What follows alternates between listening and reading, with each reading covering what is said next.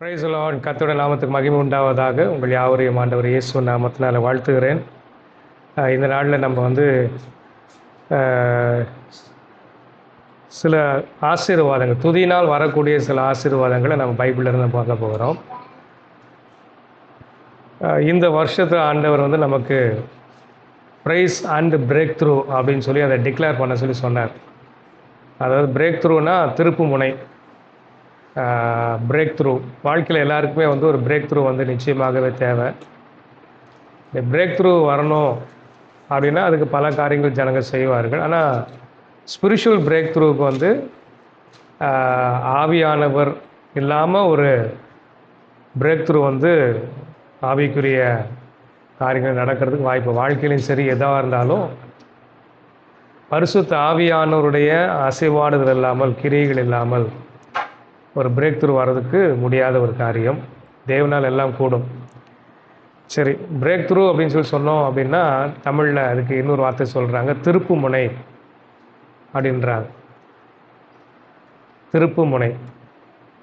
திருப்பு முனை அப்படின்னா ஒரு ஒரு சுச்சுவேஷன் அப்படியே இருந்துக்கிட்டே இருக்குது, அதை ஜெயிக்க முடியாமல் இருக்கிறாங்க, அப்படியே அமர்ந்து இருக்கிறாங்க. ஆனால் திடீரென்று ஒரு சூழ்நிலை ஒன்று உண்டாகுது. அப்போ எல்லாமே தலைகீழாக மாறுது.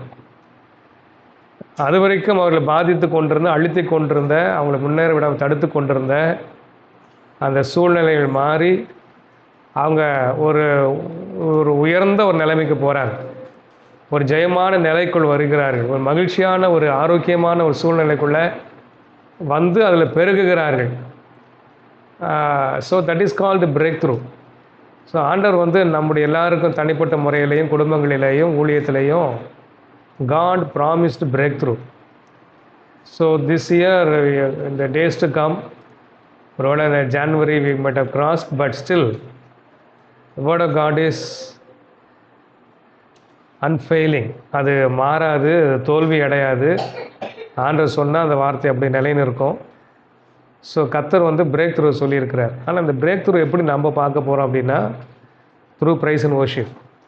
எந்த அளவுக்கு கர்த்தரை துதித்து ஆராதிக்கிறோமோ அந்த அளவுக்கு தான் அந்த பிரேக் த்ரூவை நம்ம வாழ்க்கையில் அதிகமாக பெற்று அனுபவிக்க முடியும். ஏன் ப்ரைஸ் பண்ணணும் அப்படின்னா, நம்ம எல்லோரும் we are all living in the new testament era. Grace பீரியடில் இருக்கிறோம். Grace dispensation. சபையின் காலத்தில் இருக்கிறோம். இது கிருபையின் காலம்.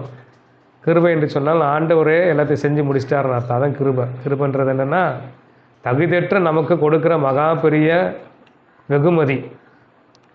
ஆனால் அந்த வெகுமதியெலாம் கிடைக்கிறதுக்கு எனக்கு எந்த தகுதியும் கிடையாது, நான் எந்த முயற்சியும் பண்ணலை. ஆனால் கிறிஸ்து இயேசு சிலுவையில் எல்லாவற்றையும் என்ன பண்ணிட்டார், செஞ்சு முடிச்சிட்டார். செஞ்சு முடித்து அதை நமக்கு இலவசமாக கொடுத்துட்டார். அதுக்கு பேர் தான் கிருபை. ஸோ அதனால் we have all the riches of God and the blessings of God, it's by grace. அந்த கிருபையின் மகா மேன்மையான ஐஸ்வர்யத்தை அவர் விளங்க பண்ணுகிறார். வருங்காலத்தில் கர்த்தர் என்ன செய்வார், அதை விளங்க பண்ணுவார். அதை நமக்கு மேனிஃபெஸ்ட் பண்ணுவார். அதை நம்ம வெளிப்படுத்துவார். அதை செயலாக்கமாக்குகிறார். ஸோ அதனால் இது இட்ஸ் ஆல் பை கிரேஸ் தான். ஆனால் அதுக்கு இந்த கிரேஸில் அது வர்றதுனாலும், but still God is a God of principles. அந்த கிரேஸில் கர்த்தர் எதை செஞ்சுருந்தாலும் பெற்றுக்கொள்கிறதுக்கு நமக்கு வேண்டியது விசுவாசம். அந்த விசுவாசத்தை கூட அவரே நமக்குள்ளே வச்சுருக்கிறார். we have to operate the faith. நமக்குள்ளே, உங்களுக்குள்ளே, எனக்குள்ளே இருக்கிற விசுவாசம் வேதம் சொல்கிறது, அது தேவனுடைய விசுவாசம். God has given us his faith. இயேசு கிறிஸ்துவின் விசுவாசம் தான் நமக்குள்ளே இருக்குது. ரைட். நமக்கு நம்பிக்கை இருக்குது, அது வேறு. நம்பிக்கைன்னா ஏதோ நடக்க போகுதுன்னு நமக்கு நல்லா தெரியும். எவிடன்ஸ் எனக்கு பேர் நம்பிக்கை.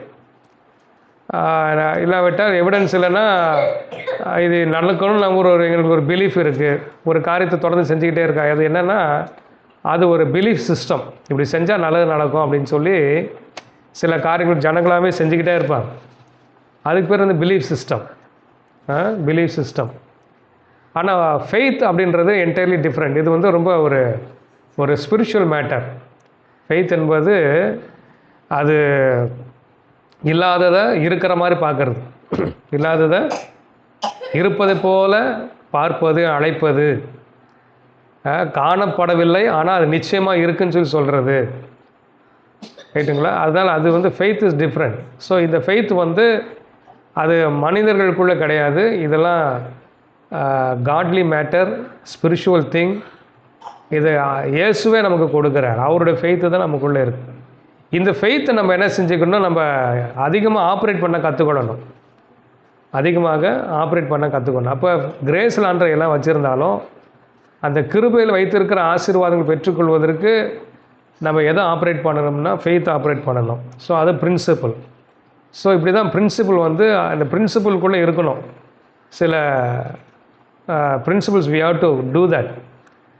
ஸோ அதே போல் தான் இந்த பிரேக் த்ரூ வரணும் அப்படின்னு சொன்னால், வாழ்க்கை திருப்பு முனைகள் வரணும்னா தேர் ஆர் சம் பிரின்சிபல்ஸ். அதில் ஒன் ஆஃப் த பிரின்சிபல்ஸ் என்ன அப்படின்னா, we need to praise God more and more. ஆண்டவரை அதிகமாக துதித்து ஆராதிப்பது வாழ்க்கையில் நிறைய திருப்பு முனைகளை, பிரேக் த்ரூஸை கொண்டு வரும். ஸோ இன்றைக்கு அதனால் இன்றைக்கு அதை குறித்து சில காரியங்களை நம்ம பார்க்கலாம். பைபிளில் பார்த்திங்கன்னு சொன்னால் துதி ஆராதனையால் வரக்கூடிய நிறைய நன்மைகள் இருக்குது. ஒவ்வொரு நன்மையுமே ஒரு பிரேக் த்ரூ தான். ஒவ்வொரு நன்மையுமே, துதி ஆராதனை வரக்கூடிய ஒவ்வொரு ஆசீர்வாதங்களும் அது ஒரு திருப்பு முனை தான். அது it's a big turn over, it's a great turn over. அதனால் வந்து இன்றைக்கு நாம் சில காரியங்களை இதை குறித்து நம்ம போகிறோம். என்னென்ன காரியம், இது பைபிளில் சில ஈவெண்ட்ஸ் நடந்திருக்கு. அதை பேஸ் பண்ணி நம்ம என்ன செய்யலாம், இன்றைக்கு அந்த என்ன காரியங்களை கர்த்தர் செய்கிறாரு துதியினால் உங்களுக்கு எனக்கு வரக்கூடிய பிரேக் த்ரூஸ் என்ன, அதை நம்ம இன்றைக்கி பார்க்கலாம். சரி, முதல்ல ஒரு வசனத்தை நான் வாசிக்க நான் விரும்புகிறேன். மத்தேயு சுவிசேஷம் 21ஆம் அதிகாரம், அதில் 15ஆம் வசனத்தை வாசித்து பார்த்திங்கன்னா, அது இயேசு கிறிஸ்து, ஆண்டவர் இயேசு கிறிஸ்து அந்த எருசலேம் வீதிகள் வழியாக கழுதையின் மேலே ஏறி அவர் பவனி வருகிறார். சிறியோரும் பெரியோரும் என்ன செய்கிறார்கள், இயேசுவை மகிமைப்படுத்துகிறார். உன்னதத்தில் தேவனுக்கு ஓசன்னா என்று சொல்லி ஆரவாரமிட்டு ஆர்ப்பரிக்கிறார்கள். தேவாலயத்தில் இயேசுவை என்ன செய்கிறார்கள், புகழ்ந்து அவரை மகிமைப்படுத்துகிறார். அவர் செய்த எல்லா பெரிய பெரிய கிரிகளை நினைத்து கர்த்தரை மகிமைப்படுத்திட்டு இருந்தார். அப்படி மகிமைப்படுத்தும் போது அங்கே தேவாலயத்துக்குள் இயேசு வருகிறார். வரும்போது பார்த்தா தேவாலயம் ஒரு வித்தியாசமான ஒரு காட்சியில் இருக்கிறது. என்னன்னு சொன்னால், உள்ள புறாவி இருக்கிறவர்கள், காசுக்காரர்கள், அவங்களாம் உள்ளே வந்துட்டு என்ன செய்கிறாங்க, அதை அசிங்கப்படுத்தி கொண்டிருக்கிறார்கள். இல்லாவிட்டால் அதை களங்கப்படுத்தி கொண்டிருந்தார்கள், தீட்டுப்படுத்தி கொண்டிருந்தார்கள். அதை அங்கே இருந்ததான பரிசேயர்கள், வேதபாரகர்கள் அதை அதை தடுக்கலை. நியாயப்படி பார்க்கணுன்னு சொன்னால் அதை தடுக்க வேண்டியது யார் என்று சொன்னால், தேவாலயத்தை பாதுகாக்க வேண்டியவர்கள், தேவாலயத்தை காவல் காக்க வேண்டியவர்கள். அவர்கள் தான் என்ன செஞ்சுருக்கணும், அதை தடுத்திருக்கணும். ஆனால் அவங்க அதுக்கு அனுமதி கொடுத்தார்கள், அனுமதி கொடுத்து விட்டுட்டாங்க. அதனால் என்ன ஆகிட்டு, உள்ளே இப்படிப்பட்ட ஜனக்கூட்டம் இருக்கிறது. அதை இயேசு பார்த்து என்ன செய்கிறார், ஒரு சாட்டையை உண்டு பண்ணி, கயிறினால் சாட்டை உண்டு பண்ணி எல்லாரையும் அடித்து விரட்டுகிறார். பலகைகளை கவிழ்த்து போடுகிறார். இப்படி சில காரியங்கள் அங்கே செய்வதை நாம் பார்க்குறோம். அப்போ இந்த ஜனங்களுக்கு கோபம் வருது. பரிசேயர், வேத தலைவர்களுக்கு கோபம், தேவாலய தலைவர் கோபம் வருது. அதுலேயே கோபத்தில் உச்சக்கட்ட கோபம் என்னென்னா, இயேசுவை என்ன செய்கிறார்கள், அவர்கள் துதிக்கிறார்கள், ஆரவரிக்கிறார்கள். அதுதான் ஒரு உச்சக்கட்ட கோபம் அவங்களுக்கு. ஆனால் இந்த வேதத்தில் வாசிக்கும் போது அவங்க துதித்தார்கள். ஆனால் இந்த பகுதி என்ன சொல்கிறது பார்க்கலாம்.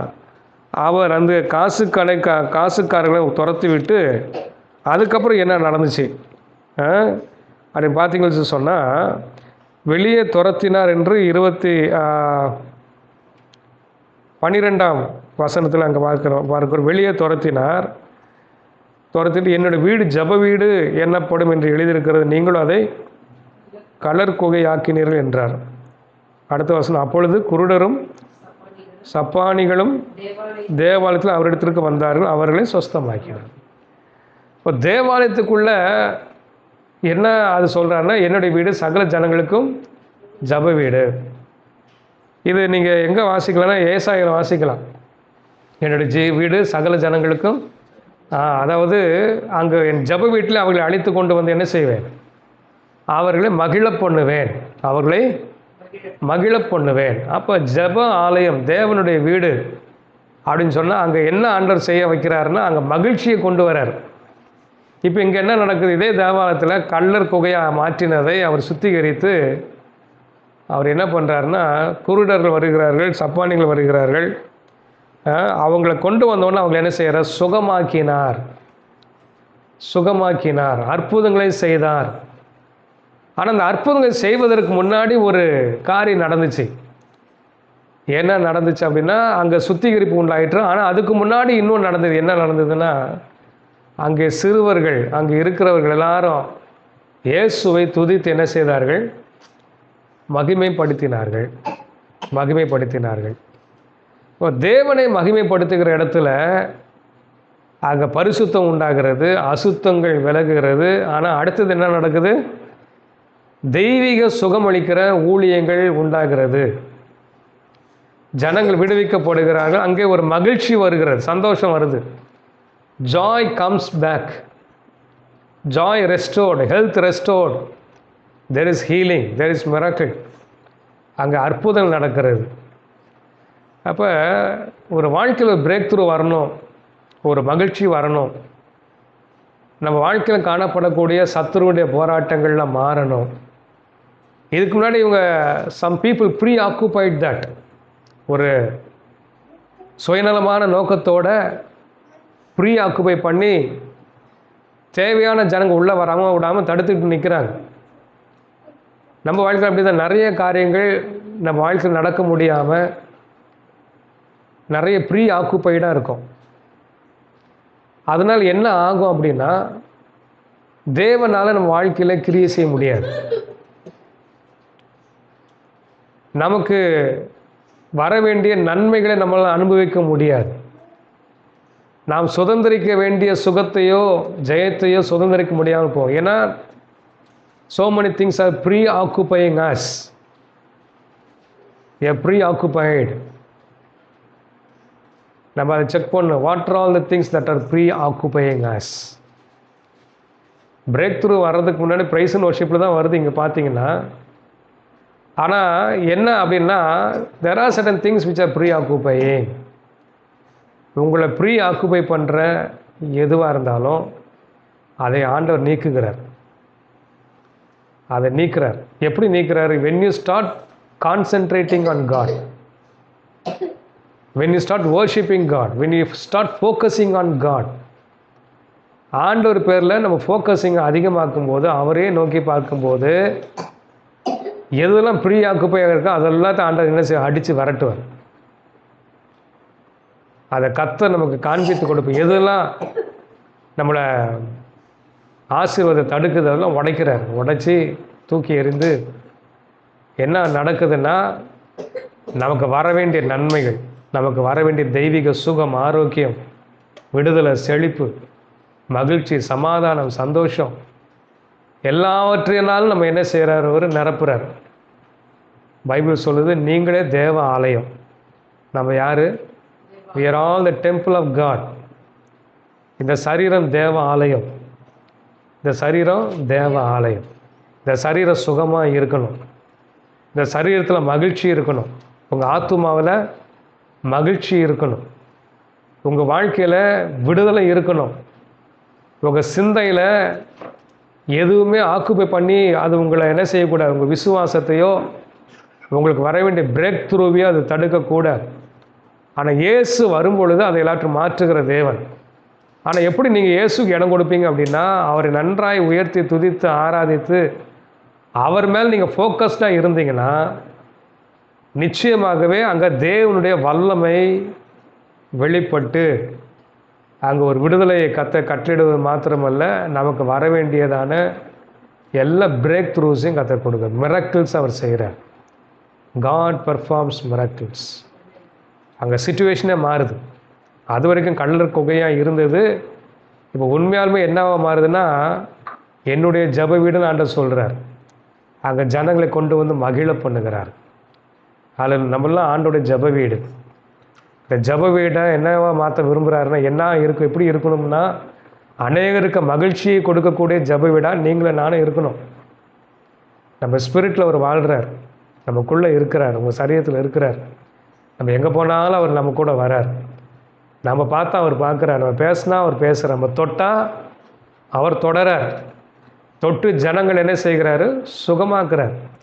ஸோ என்ன செய்கிறாருன்னா, இந்த ஜெப வீட்டின் மூலமாக ஒரு மகிழ்ச்சியை ஜனங்களுக்கு கொண்டு வரார். ஆனால் இந்த ஜெப வீடே ஒரு கள்ளர் கோயாக என்ன செஞ்சிடக்கூடாது, இருந்துடக்கூடாது. ப்ரீ ஆக்குபைன்னு ஆகிடாதீங்க. அப்போ நீங்கள் என்ன செய்யணும்? ப்ரீ ஆக்குபை பண்ணுறது என்னது? நிறைய கவலைகள் உங்களை ஆளுகை செய்யலாம், உங்கள் செல்ஃபிஷ்னஸ் உங்களை ஆளுகை செய்யலாம், இதில் விட்டால் செல்ஃப் கன்சர்ன் அது உங்களை ஆளுகை செய்யலாம், சில பயங்கள் உங்களை ஆளுகை செய்யலாம், சில திகில் பதற்றங்கள் ஆளுகை செய்யலாம். ஆனால் அதுக்கு அதான் டெவிலோடையது, அது உள்ளே நம்ம விடவே கூடாது. அதான் வெளியில் இருக்கிறத என்ன செய்யக்கூடாது? மைண்டில் ஏற்றவே கூடாது. ஸோ அதை ரீப்ளேஸ் எப்படி பண்ணுறது அப்படின்னா, இங்கே ஒரு நல்ல எக்ஸாம்பிள் என்னது? இந்த சிறுவர்கள் பிள்ளைகள் அங்கே இருக்கிற ஜனங்கள்லாம் கர்த்தரை என்ன செய்கிறாங்க? நன்றாய் துதிக்கிறார்கள், நல்லா ஆரவாரிக்கிறாங்க. நன்றாக என்ன செய்கிறாங்க? ஆரவாரிக்கிறாங்க. ஆனால் 15 வாசிக்கலாம். அவர் செய்த அதிசயங்களையும் தாவீதின் குமாரனுக்கு ஓசனா என்ற தேவாலயத்தில் என்ன செய்கிறார்கள்? ஆர்ப்பரிக்கிற பிள்ளைகளையும். பிள்ளைகள் கூட என்ன செய்கிறாங்க? ஆர்ப்பரிக்கிறாங்க. Children praising God. சில்ட்ரன். இப்போ இதை பார்க்கும்போது தான் அவங்களுக்கு கோபம் கேட்க, என்ன இப்படி பண்ணிகிட்டு இருக்கிறாங்களே இதெல்லாம். அதுவும் அதிசயங்களை பார்க்குறாங்க. அதோடு நிற்கலை, சின்ன பிள்ளைங்களாம் கர்த்தரை துதிக்குது, இயேசு துதிக்குது. அதை அவங்களை ஒத்துக்கவே முடியல. அது கோபம் அடைகிறாரு. இப்போ பார்த்தீங்கன்னு சொன்னால், ப்ரைஸ் அண்ட் வர்ஷிப் நடக்கிற இடத்துல தேவனால் கிரியை செய்யாமல் இருக்க முடியாது. ஆனால் ப்ரைஸ் அண்ட் வர்ஷிப் பண்ணும்போது பிசாசால் என்ன செய்ய முடியாது? நிற்க முடியாது. ரைட்டுங்களா? அது வரைக்கும் அவன் ப்ரீ ஆக்குபை பண்ண வச்சு நிறைய காரியங்களை வைத்து என்ன செய்வான்? நம்மளை ஏமாற்றிட்டே இருப்பான். ஆனால் once you start focusing on God, once you start praising God, devil has to vacate the place. அவங்க இடத்த காலி பண்ணிட்டு போய் தான் ஆகணும். உள்ள ஜாய் வந்து தான் ஆகணும். நமக்கு மிரக்கிள் நடந்தே தீரும். ப்ரைஸ் அண்ட் வர்ஷிப் அது தேவ பிரசன்னத்தை பயங்கரமாக கொண்டு வரும். அங்கே டெவிலுக்கு அங்கே என்ன இல்லை வேலை. நீங்களும் நானும் தேவ ஆலயம். அல்லேலூயா. நமக்கும் டெவிலுக்கு சம்மந்தமே கிடையாது. Devil has got no right to put his things in you. அவனுடைய கவலையையோ அவனுடைய பயத்தையோ அவனுடைய சரக்கையோ உங்களுக்குள்ளே போடுறதுக்கு உங்கள் மைண்ட்லேயோ உங்கள் எமோஷன்லேயோ உங்களுடைய பாடியிலையோ போடுறதுக்கு அவனுக்கு எந்த சட்ட உரிமையும் இல்லை, ரைட்ஸு கிடையாது. இப்போ இயேசு என்ன செஞ்சார்? சாட்டை எடுத்து அடித்து விரட்டினார். நாம் கூட சில நேரத்தில் என்ன பண்ண வேண்டியிருக்குன்னா, பிரேக் த்ரூ வரணும்னா ஒரு பக்கம் துதி ஆராதனை, அதுக்கப்புறம் இயேசுநாத மாதிரி என்ன செய்யணும்? நம்ம சாட்டை எடுக்கணும், அதிகாரத்தை எடுக்கணும். ஆண்டவர் நம்ம கையில் அதிகாரம் கொடுத்துருக்கிறார். நல்லா துதித்து ஆராதிச்சுட்டு நம்ம என்ன செய்யணும்? கமாண்ட் பண்ண கற்றுக்கொள்ளணும். Price and proclamation. நல்லா கர்த்தரை துதித்து ஆராதிச்சு அப்புறம் என்ன செய்யணும்? ப்ரொக்ளைம் பண்ணணும், டிமாண்ட் பண்ணணும், டிக்ளேர் பண்ணணும், அத்தாரிட்டி யூஸ் பண்ணணும். இயேசுவின் நாமத்தினால் இடத்துல மாற்றங்கள் வருவதாக சொல்லணும். வியாதி விலகி போ, பிரச்சனையே மாறி போ, பிசாசுகள் ஓடுவதாக, பிசாசின் கிரியை அழிக்கிறோம். Take the authority. Praise God more. So அப்படி செய்யும்போது we are allowing God to work. we are releasing the rivers. அது என்ன செய்யும்னா மிராக்கிள்ஸ் கொண்டு வரும். இது ஒரு வகையான பிரேக் த்ரூ, மிராக்கிள்ஸ். அப்போ அந்த இடம் ஒரு மாற்றத்துக்குள்ளாய் வருகிறது. அப்போ இதுக்கு முன்னாடி அவங்க ப்ராக்டிஸ் பண்ணாமல் இருந்தாங்களா? இந்த ஜனங்க கல்லர் போய் ஆக்காமல் இருந்தாங்களா? ஆக்கிட்டு தான் இருந்தாங்க. எல்லா நேரத்துலையும் ஜீசஸ் ஃபிசிக்கல் பாடியில் இந்த இடத்துல எருசலேமில் இல்லை, பல இடங்களுக்கு போயிட்டு வந்தார். ரைட்? அப்போ மற்ற சபை கூடுதல் என்ன பண்ணியிருப்பாங்க? டெஃபினட்டாக என்ன செஞ்சுருப்பாங்க? அவங்க டெய்லியுமே அவங்க ஓய்வு நாளில் சபை கூடினாலும் மற்ற நாள்லேயும் என்ன இருந்திருக்கு? சபையில் ஆராதனை இருந்துருக்கு. அங்கே தொழுகை நடந்திருக்கு. அப்போ டெய்லி கூட நடந்திருக்கலாம். அப்போ என்றைக்கோ ஒரு நாள் வரார் இயேசு. ஆனால் இன்றைக்கி இந்த சமயம் வந்து பார்த்திங்கன்னா அவருடைய சிலுவைக்குள் போகக்கூடிய கடைசி அந்த ஒரு வாரம், அந்த நாட்கள், இன்னும் ஃபியூ டேஸில் அவர் சிலுவைக்கு போயிடுவார். அதுக்கு முன்னாடி அவர் என்ன செய்கிறார்னா, அவர் அதை என்ன செய்கிறார், சுத்திகரிக்கிறார், அவர்களை அதட்டுகிறார், விரட்டுகிறார். அதற்கு பதிலாக சந்தோஷத்தை கொடுக்கக்கூடிய அற்புத அடையாளங்களை செய்கிறார். ஸோ இதுக்கு ஒரு காரணம் என்னன்னு சொல்லி சொன்னால், இந்த சிறுவர்களும் கூட என்ன செய்தார்கள், கர்த்தரை துதிக்கிறார்கள். சிறுவர்களும் கர்த்தரை துதிக்கிறார்கள். அல்லேலூயா. இப்போ கோபம் அடைஞ்சு இந்த ஜனங்களாம் தலைவர்லாம் கேட்குறாங்க, இதை காண்கிறீரா? அதுதான் பார்க்குறோம். கோபம் அடைந்து அவரை நோக்கி, இவர்கள் சொல்லுகிறதை கேட்கிறீரோ என்றார்கள். அவங்க என்ன செய்கிறாங்க பார்த்தீங்களா ஆண்டவரே, பார்த்தீங்களா இயேசுவே? அவங்க ஆண்டவர்னு சொல்ல, ஏன்னா இயேசு வந்து இப்போ அவங்க பார்வையில், இவங்க பரிசேயர் பார்வையில், வேத பார்வையில் ஒரு பெரிய எனிமி, எப்படியா கொன்றணும்னு பிளான் வச்சுருக்கிறான். அவர் கொலை வரியில் இருக்கிறாங்க எல்லோரும். இந்த கொலை வரியில் கேட்குறாங்க, என்னது இதை செய்கிறத பார்க்குறீங்களா? இப்போ சொல்கிறாங்க, என்ன சொல்கிறாங்க, உங்களை துதிக்கிறாங்களா, பார்க்குறீங்களா? இப்போ டெவிலோட பிளானே என்ன அப்படின்றது, ஹோல் வேர்ல்டு அவனை துதிக்கணும், இயேசுவை துதிக்கக்கூடாது. அதனால தான் இன்றைக்கி உலகத்தில் பார்த்திங்கன்னா, ஒன்று இயேசுவை ஆராதிக்கிற கூட்டம் இருக்கிறது, இன்னொன்று இயேசுவை ஆராதிக்காத கூட்டம் இருக்கிறது.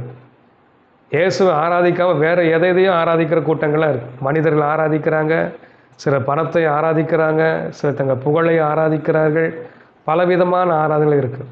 சரி, சிலர் வந்து அவங்க பாவ செயல்களை என்ன செய்கிறார்கள், எங்கெங்கேயோ ஃபோக்கஸ் மாறிச்சு. டெவிலோட ஒரே எய்ம் என்னன்னா, they should not focus on Jesus, right? இப்போ இங்கே ஃபோக்கஸ் ஆன் ஜீசஸ் வந்த உடனே, துதி ஆராதனை வந்த உடனே இவங்க இப்படி கேட்குறாங்க. கேட்டோடனே அதுக்கு இயேசு ஒரு பதில் சொல்கிறார். என்ன பதில் சொல்கிறாருன்னா,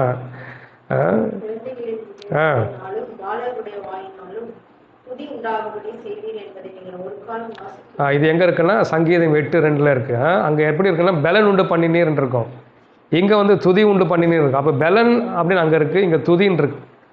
ஆக்சுவலாக இது வந்து எப்படி எதில் சொல்லியிருக்கிறாங்கன்னா, செப்துவாஜின், அதாவது கிரேக்க மொழியாக்கம். சங்கீதம் 8:2 கிரேக்க மொழியில் மொழிபெயர்த்தாங்க. இப்போ மொழிபெயர்க்கும் போது அந்த இடத்துல பெலன் என்ற எபிரேய மொழிக்கு பதிலாக அதுக்கு ஈக்குவலன்ட்டு கிரேக்க மொழியில் துதின்னு மொழிபெயர்த்தாங்க. இப்போ இங்கே இயேசு இதை ரெஃபர் பண்ணும்போது எதை சொல்கிறாருன்னா, கிரேக்க மொழியாக்கத்தில் இருக்கக்கூடிய வார்த்தையை தான் என்ன செய்கிறாரு, சொல்கிறார். ரைட்டா? துதி உண்டு பண்ணினார் என்பதை நீங்கள் வாசிக்கவில்லையா? அப்போ துதின்னு என்னது, பெலன். பெலன் என்னது, துதி. அப்போ நமக்கு பெலனே என்னது தான், துதி தான். நீ எந்த அளவுக்கு கர்த்தரை துதிக்கிறியோ அந்த அளவுக்கு உனக்குள்ளே தேவ பலன் இறங்கி வருகிறது, அந்த அளவுக்கு பரிசுத்த ஆவியின் வல்லமை பெருகுகிறது, அந்த அளவுக்கு உன்னுடைய இன்னர் மேனு, அது உன்னுடைய உள்ளான மனிதன், ஆவிக்குரிய மனிதன், அவர் பலன் அடைந்து கொண்டே இருக்கிறான். அதுதான் இயேசு சொல்கிறார், துதி உண்டு பண்ணினார் என்று வாசிக்கவில்லையா? அப்போ யார் உண்டு பண்ணுறாங்களா? குழந்தைகள் வாயிலாகவும் பாலகர் வாயிலாக துதி உண்டாகும்படி செய்தீர்.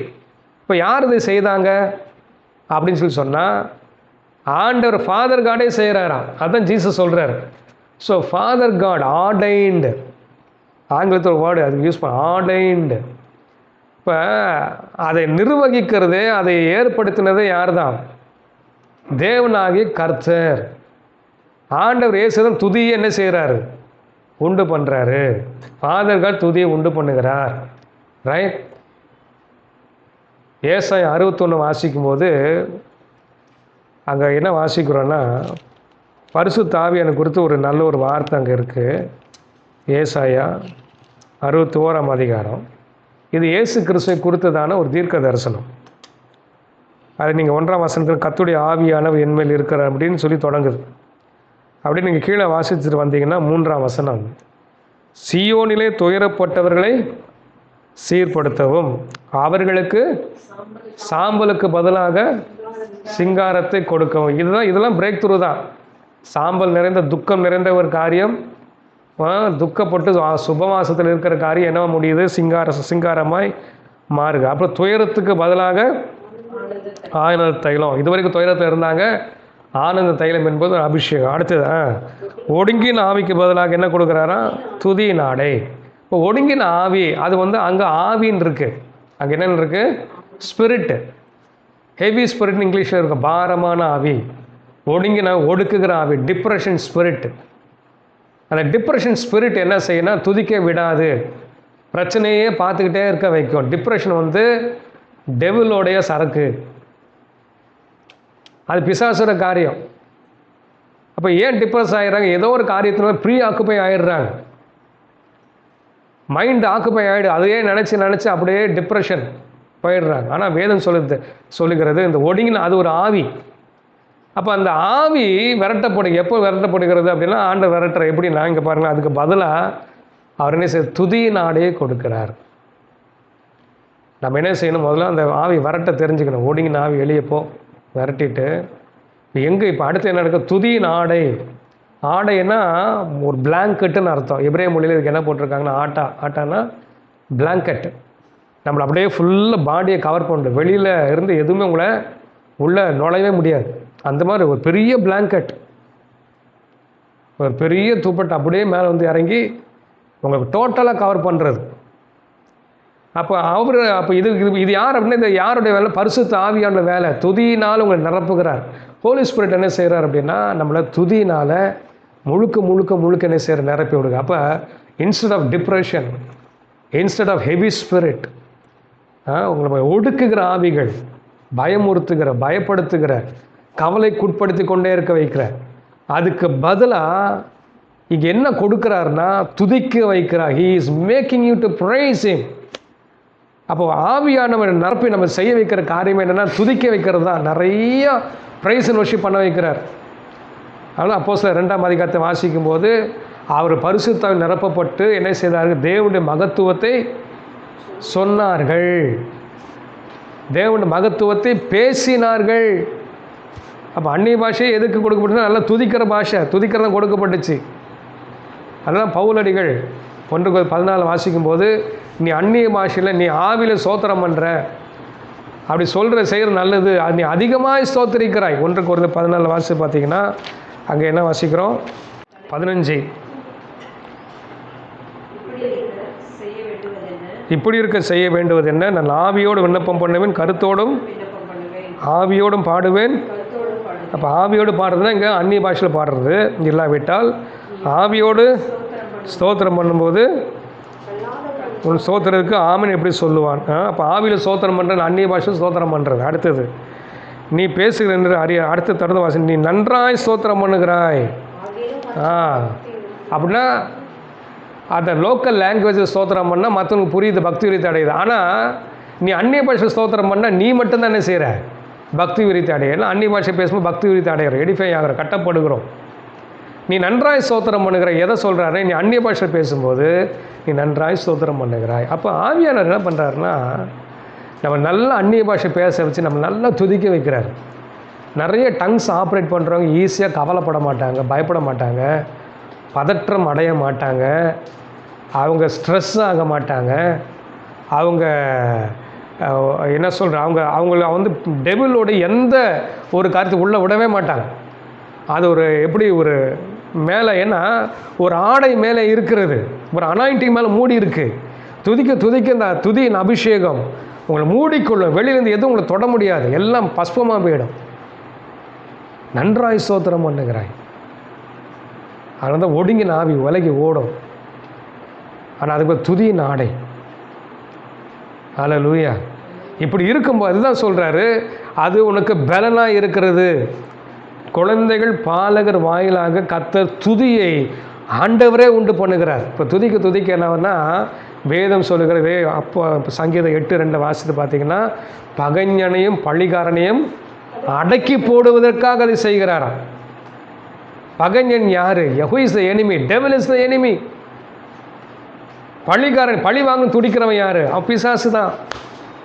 ஓல்ட் டெஸ்டமென்ட் எல்லாரும் பழி வாங்கிட்டு இருந்தான். ஆனால் ஏசு அவனை பழி வாங்கிட்டார். சிலுவையில் அவன் தலையை நசுக்கிட்டார். ஹல்லேலூயா. பழி வாங்க எனக்கே உரியன்னு கர்த்தர் சொன்னார். சிலுவையில் தலையை நசுக்கினார், வெளியரங்கமான கோலம் ஆக்கினார், சிலுவையிலே வெற்றி சிறந்தார். இப்போ நீங்களும் நானும் செய்ய வேண்டியது என்னென்னா, புதிய ஏற்பாட்டு கிறிஸ்தவங்க அபிஷேகத்தை நிரம்பி நல்லா துதிக்கணும். நல்ல டங்ஸ் பேசி துதிங்க, அந்நிய பாஷை நல்லா பாடுங்க, அந்நிய பாஷை ஸ்தோத்திரம் பண்ணுங்க, எந்த அளவுக்கு முடியுமோ கர்த்தரை துதியுங்கள். என்ன ஆகும் அப்படின்னா, அங்கே எதுலாம் ப்ரீ ஆக்குப்பை ஆகிருக்கிறதோ அதெல்லாம் இடத்த காலி பண்ணிட்டோம். ஆனால் அதுக்கு பதிலாக மகிழ்ச்சி வரும், சமாதானம் வரும், திருப்புமுனை வரும், தெய்வீக சுகங்கள் நடக்க ஆரம்பிக்கும், அற்புதங்கள் அங்கே நடக்க ஆரம்பிக்கும். God will perform his miracles in that place. இயேசுவின் நாமம் என்ன செய்யும்? அங்கே நிரூபிக்கப்படும், அது ஸ்தாபிக்கப்படும். நீங்களும் நான் இப்போ என்ன செய்யணும்? நிறைய துதிக்க ஆரம்பிக்கணும். New testament Christians we have to praise God more. ஜெபிக்கக்கூடாதா? ஜெபிக்கணும்.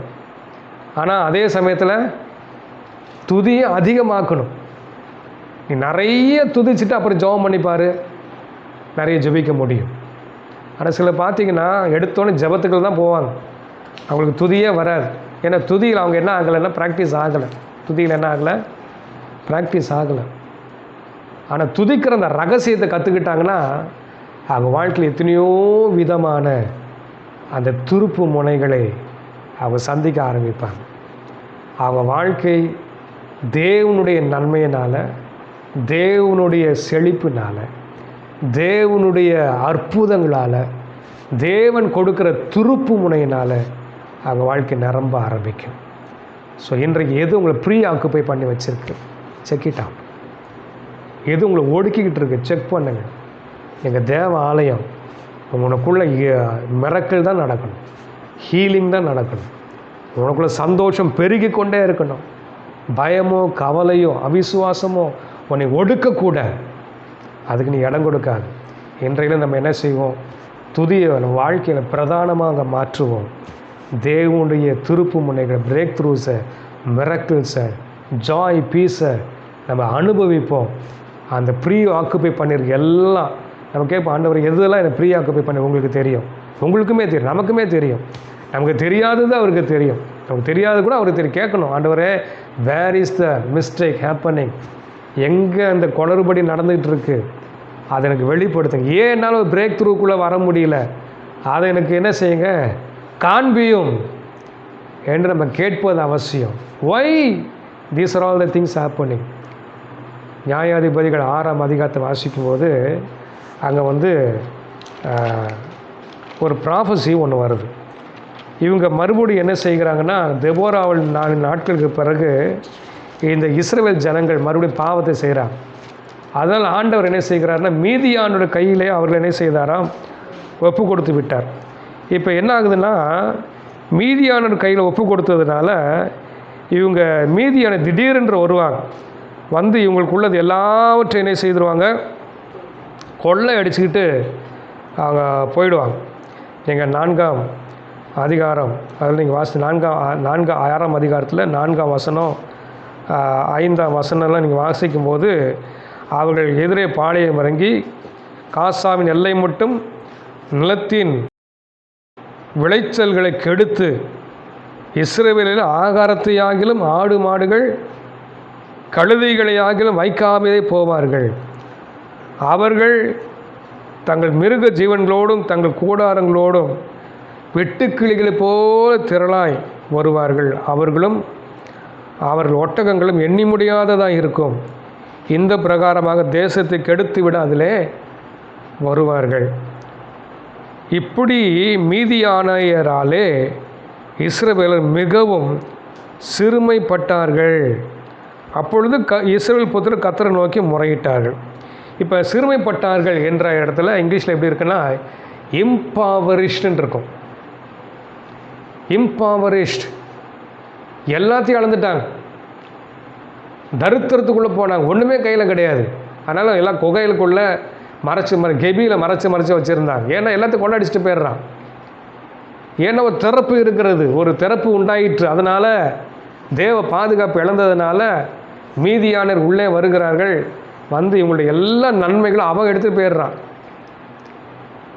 ஸோ எங்கே நம்ம பாதிக்கப்பட்டிருக்கிறோம்? அப்போ அங்கே தான் ஆண்டவர் முறையிடும்போது கர்த்தர் இவங்களோட ஒரு தீர்க்க தரிசனம் பேசுகிறார்.